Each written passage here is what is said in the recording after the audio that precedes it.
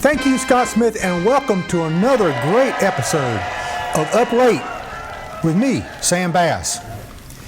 Tonight's episode is brought to you by our presenting sponsor, Davenport Auto Park, right here in Rocky Mount, your hometown source for Hondas, GMCs, and a whole lineup of pre-loved vehicles. Their service department keeps everything running smooth, and they would love to be your dealership for life. I do want to throw in one more little thing here.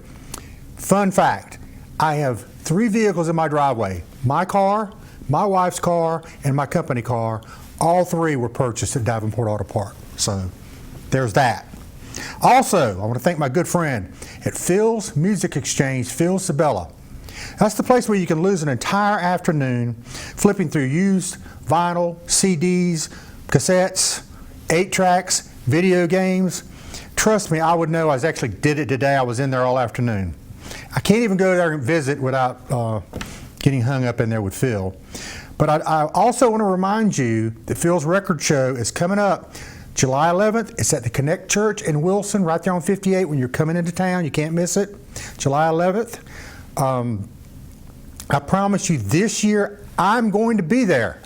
So come on out and see us over at Phil's great record show they have over there. So tonight's guest is a North Carolina native by the name of Sharon O'Donnell. You're a native, right, Sharon? Okay, she's a native. Author, humorist, songwriter, and living proof that if you give a Southern woman a pen, she will write something funny, heartfelt, and just maybe honest enough to get in a little trouble at the Thanksgiving table. She's written books about motherhood, humor, and what it's like to be the only woman in a house full of boys, which means she understands chaos better than anyone. And she's a songwriter too, taking all of that real life material and turning it into music instead of therapy bills or bourbon bills. So buckle up. We've got stories, songs, and probably at least one moment where Sharon's going to say something and make me spit my apple juice out of my nose. We'll see. But first, tonight's top 5 list inspired by our guest tonight. Here are the top 5 ways to survive for a woman to survive in a house of testosterone. Okay? Got it? Here they go. Hard hats on, please. Number 5, upgrade your furniture to industrial strength because nothing tests household durability like boys wrestling in the hallway over who looked at who first. She chuckled on that one, so I think that's probably happened. Number 4, accept that you will never get an opportunity to pee in private again. A closed bathroom door is basically a bat signal that summons every male in the house to try to get in the door, so just get used to it. Number 3, keep a fire extinguisher next to the laundry basket. Not because anything is actually on fire, but because the smell will make you wonder, might be a fire. Number 2, whenever you hear yelling or crying, just go ahead and pour the wine before you ask the question, what happened? Because whatever the answer is, somebody fell, something's broken, or someone's foot is stuck in the toilet, again, you want a head start, and believe me, the wine's probably going to help. Yep, boomerang. Number 1, develop an emergency ventilation plan. Because in a house of testosterone, flatulence isn't an accident, it's a competitive sport. So sit back, we're right back with Sharon O'Donnell. Sit back and enjoy this word from our sponsors.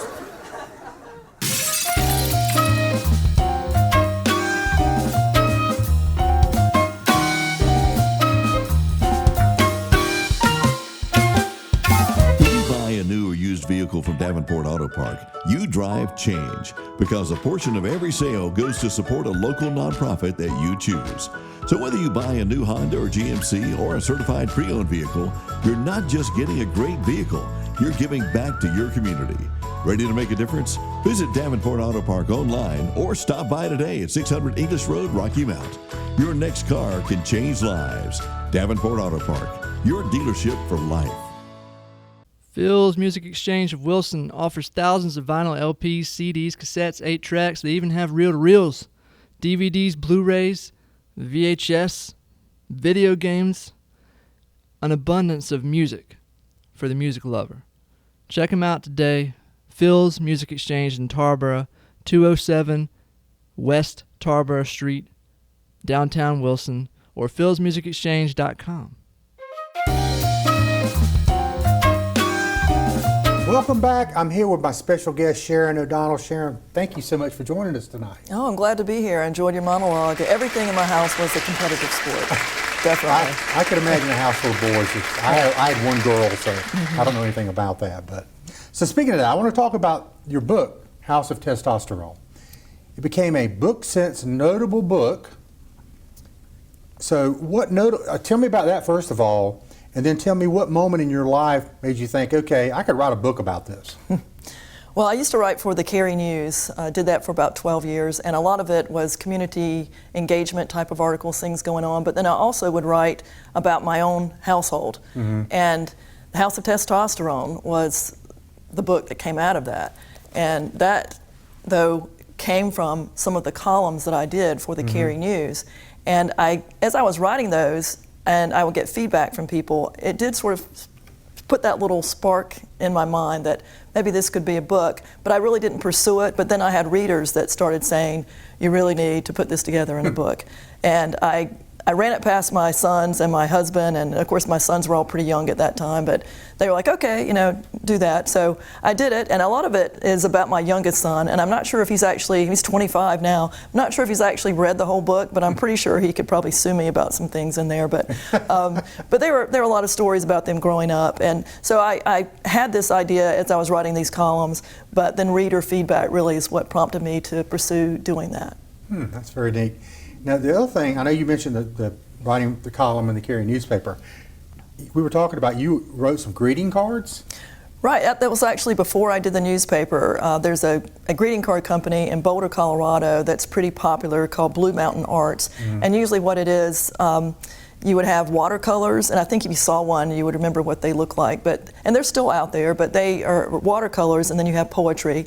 Not rhyming poetry, but just kind of free-flowing poetry about relationships and hi mom and Mother's Day and Father's Day and that kind of thing. And so that's how I got published nationally, is through the greeting cards like that. So was there ever a moment you went somewhere and saw one of your cards somewhere? There was. Actually, the very first time when I had the first one that came out, and I was in an airport, I think it was in Chicago, and I walked into one of those little gift shops and saw the Blue Mountain Arts display and was spinning it around and saw my card. So before I'd gotten my free ones in the mail, I saw it out somewhere, and it does put your byline on it. It does have that on there. So that was pretty cool to pick that up and be, I think at that time, a year and a half out of college. Wow. And picking that up and seeing that. So that really spurred me to want to do more of those, which I did, and they have gift books and things like that. But I haven't really done that in a while, but that sort of got me my start in doing something creative like that. So you've got a few other books here that you've written. If you would just share those books and what they're about. Sure.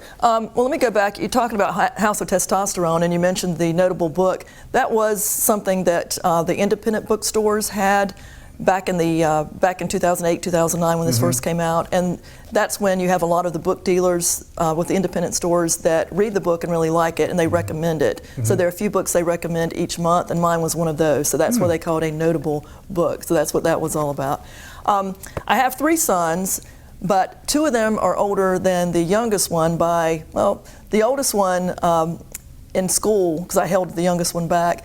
In school, my oldest one is 10 years older than the one who started as my youngest son. So there's a 10-year age gap in there from school. And then my middle son is 6 years older than my youngest son. So I had a gap there. So the second book I had was called Please Don't Let Me Be the Oldest Mom in the PTA, which is the way I felt, because I had the 2 sons that were kind of in the same age group, and then we waited, and had the third son. I love him dearly, but he's my little caboose baby because I did things over again with him.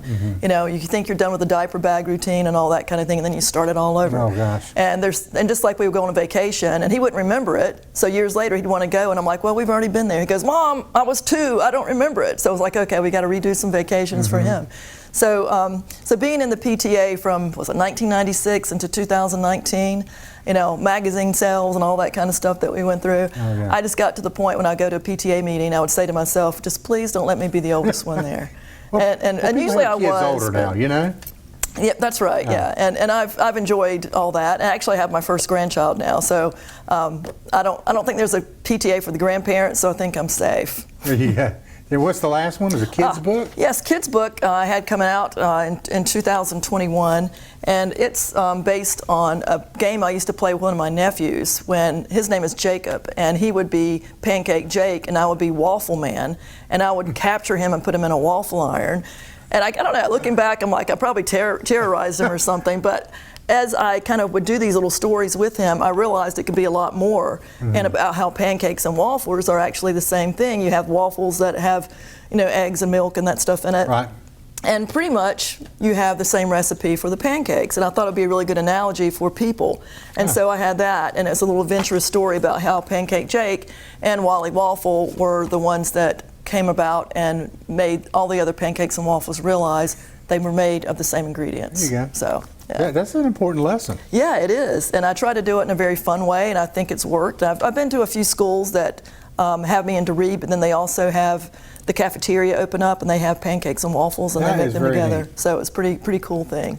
So, Sharon, you raised 3 boys. Is there one story that you can tell us that actually happened under your roof that you just cannot believe? Well, I'm sure you might probably have more than one. There are a lot that happen under my roof. The one that I always kind of think of is one that happened under somebody else's roof, because that's where you're like, you don't have control at all, and you're embarrassed. But my oldest son, he had started going to, I think it was an algebra or trigonometry, one of those things over my head, a tutor. And of course, we had to drag along. The middle one could go do sports and everything, and he was okay. But the middle one I have to take to the tutor with me. And this was a brand new tutor, and my oldest son went in, and then I went to pick him up, and my youngest son said, I've got to go to the bathroom. And this was a brand new tutor, and I'm like, ah. So we went in, and Jason, my youngest, went into the bathroom. And, you know, I apologized he had to go. And she was like, oh, no, that's fine. So my oldest son and I and the tutor stood around and talked. And then it got to be a long time. And I said, let me just check on him. So I opened the door. He was 5 at the time. I opened the door. He has his shirt off, putting on the woman's deodorant. And I'm like, what are you doing? Now, she didn't see that. So I'm in there trying, I'm not even sure he put the deodorant back in the right place, but I'm pulling his shirt back on and giving him that look of, just wait till we get in the car kind of thing. And I go out, and she's very nice, of course, and I'm thinking probably later that night, she's probably having an argument with her husband about him not putting the deodorant up or something, because my son was the one doing that. But those are the kind of things to entertain himself. There was always something that my youngest would do or say, and you never would know what was going to happen. So if you could go back and give the younger Sharon a survival tip to deal with all this, what would it be? Probably to realize that this too shall pass. I really enjoyed the time, you know, with them growing up and all of that. But it was a lot. It was a lot of, you know, particularly middle school. Oh my goodness, middle school is just for people that are really tough, because there's so many things that they go through at that age, you know, in their lives.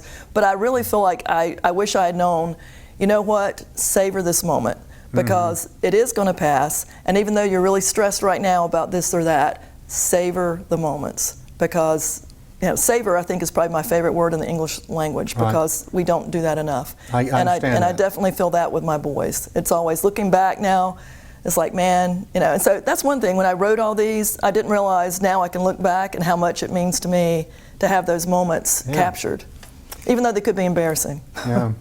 So you do now have a little estrogen in the family. That's it. Through daughters-in-law. Tell me a little bit about that.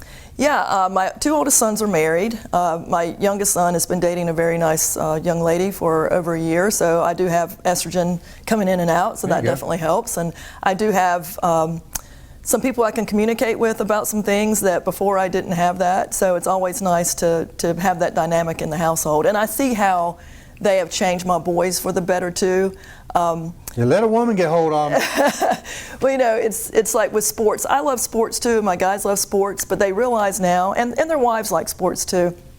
But they do my sons do realize now that it's not all about sports, and they are more open to saying, oh, you know, well, maybe we're going to miss that State Carolina game. Well, I don't know about the State Carolina game. Missing some game anyway, in lieu of doing something else, because they've broadened their horizons, so to speak. They've broadened their likes, and they've become more well-rounded because of that. Behind every successful man is a woman and a surprise mother-in-law. That's, and we've had good luck with that too. But yeah, very much so. And my middle son and his wife had a little baby girl 2 weeks ago. Coming up. I was going to ask you. Mentioned that earlier. Yeah.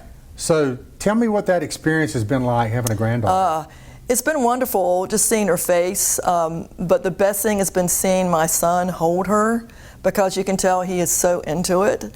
I didn't know exactly what his reaction would be, but he has been just such a hands-on dad the last 2 weeks. And he does have that paternity leave, and of course my daughter-in-law has the maternity leave, and so they've really been bonding with the baby a lot. And I've made it known that I'm here. You know, I don't want to intrude, but please call me. And so I'm going to be going over tomorrow and doing some babysitting, and I'm really looking forward to it, because it is. You know, I loved having my boys, and if this were a grandson, of course, I would gladly welcome him. But having a little girl is just a little bit different for me, so I'm looking forward to some of those things. Not to be typecasting gender or anything, but there are, you know, things are typecast, stereotypes for a reason.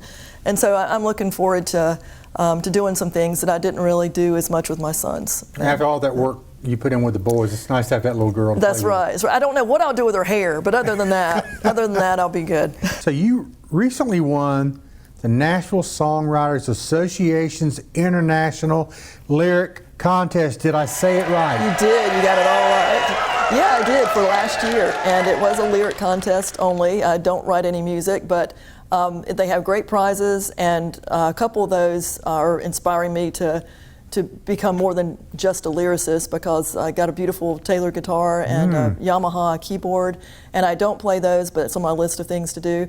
But the way they did this contest, you have a song contest winner and a lyric contest winner every year, and I've entered the contest before and haven't won. And then last year, lo and behold, I won it, and I really couldn't believe it. I got the phone call and got the email, and I really kind of needed to have both of those to corroborate, because I really was not believing that it happened. Because now here I am from Raleigh, North Carolina, and being able to have an award for lyrics and to have it be a national or international award, and coming out of Nashville, it was just unbelievable. And I got to have some, as I said, some great prizes, including going to Nashville and being presented the award. And they actually presented this in March, and that is the medallion that talks about, it's personalized, talks about I'm the contest winner for 2025 for the lyric contest.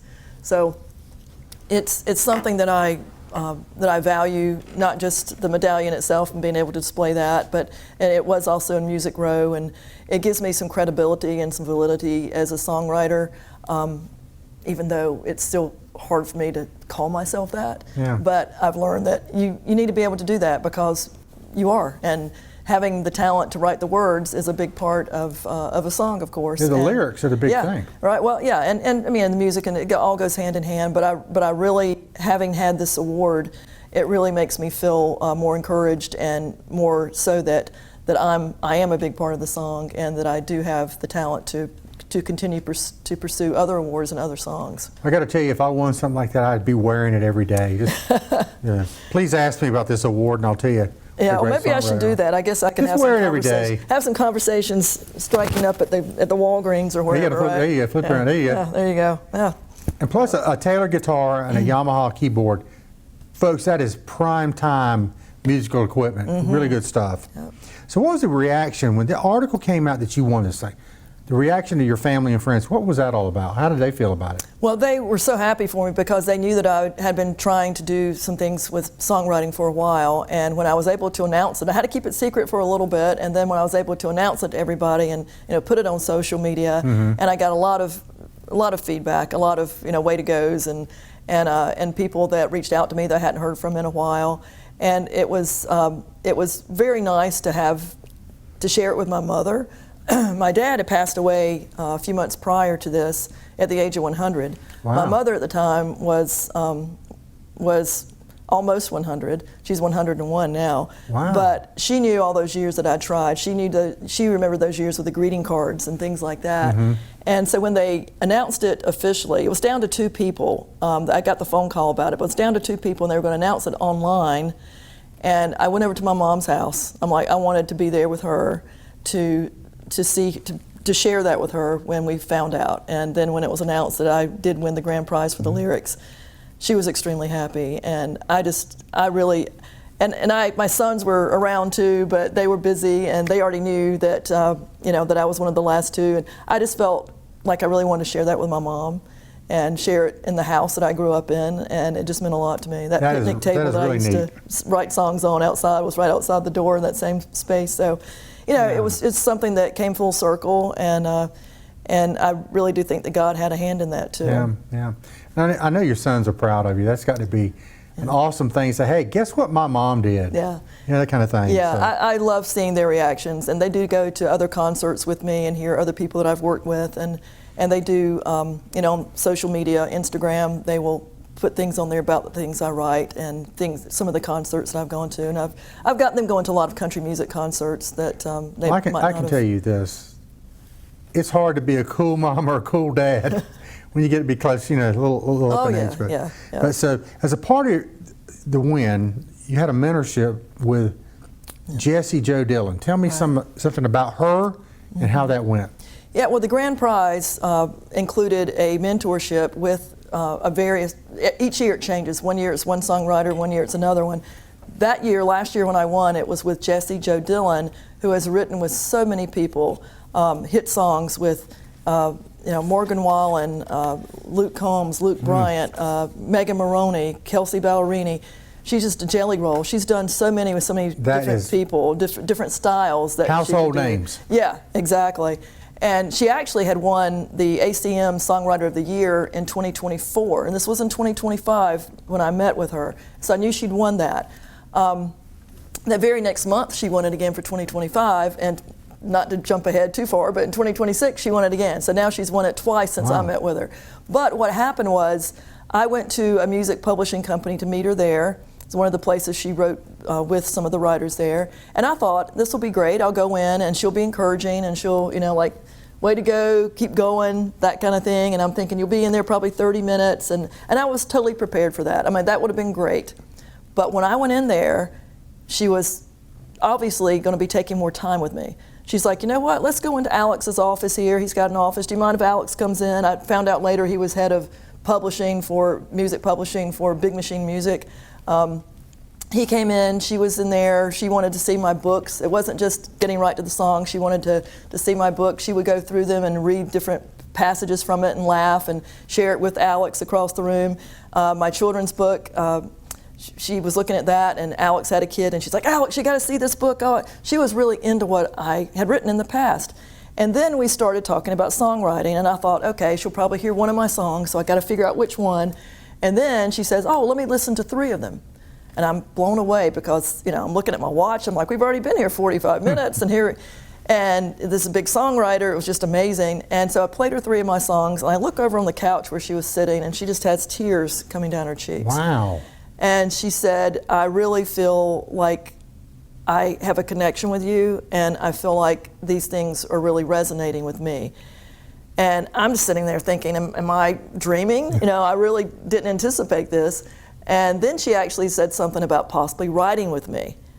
Me, Sharon O'Donnell from Cary, North Carolina, native North Carolinian, coming in and meeting with her in this music publishing office, and I'm just feeling like, I really felt like I could fly.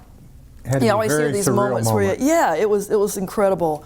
And then she loops me in with Alex and our group text and all this kind of thing, and it was great. And then when I leave, I had an Uber there, and when I'm leaving, I'm thinking, I haven't even gotten my Uber yet, but I don't want to act uncool and say, oh, I got to call my Uber. So I walk out the door and act like I know where I'm going, and I just keep walking. I ended up at some hamburger place, and I was so sky high. I was texting my friends and texting my family and saying, Jessie Jo Dillon was great. This happened and that happened.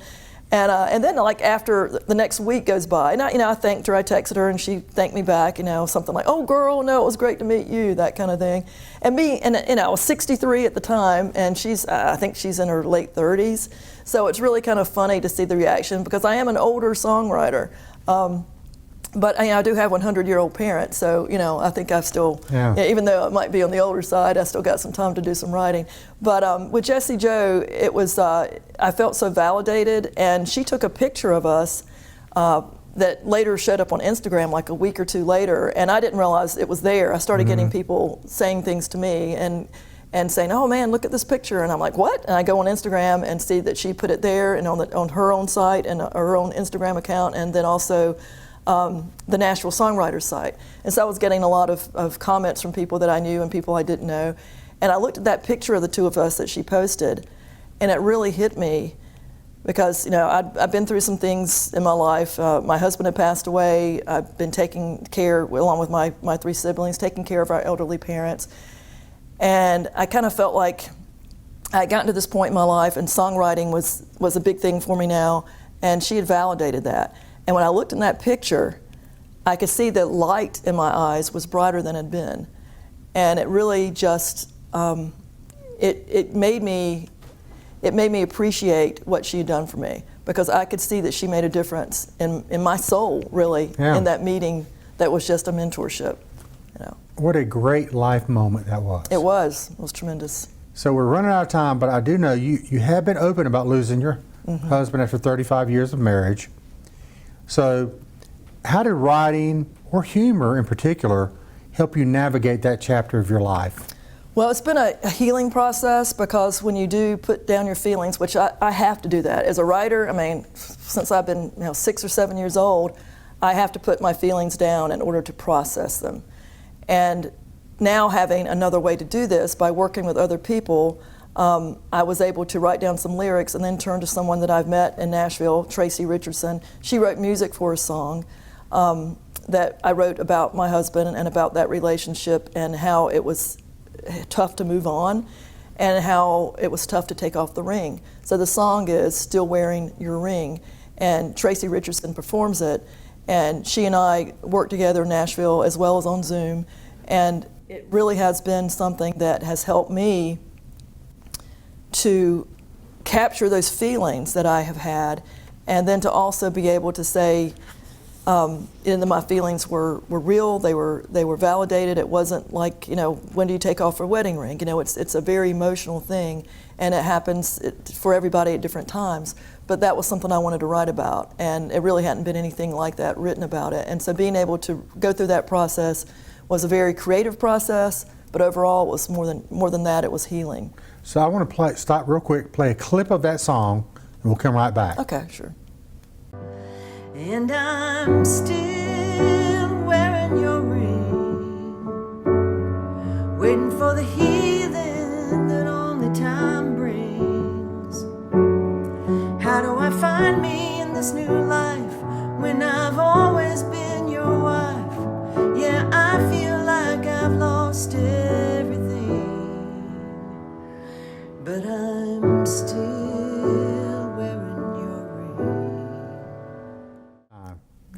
And I really enjoyed this conversation. I really appreciate you coming on. It's been very interesting. I'm very impressed. I like your medal there. Oh, yes. Wear it in public. Okay, I'll do that. Ladies and gentlemen, Sharon O'Donnell, thank you so much for being here. Thank you. I appreciate it, Sam. We'll be right back. Hey, I want to thank my special guest tonight, Sharon O'Donnell. She shared some really great stories with us. Great books. Get out there and buy them. And remember, every Thursday night at 10, every Saturday night at 10, right here on WHIG, it's Up Late with Sam Bass. Make sure you tune in. I'll see you soon.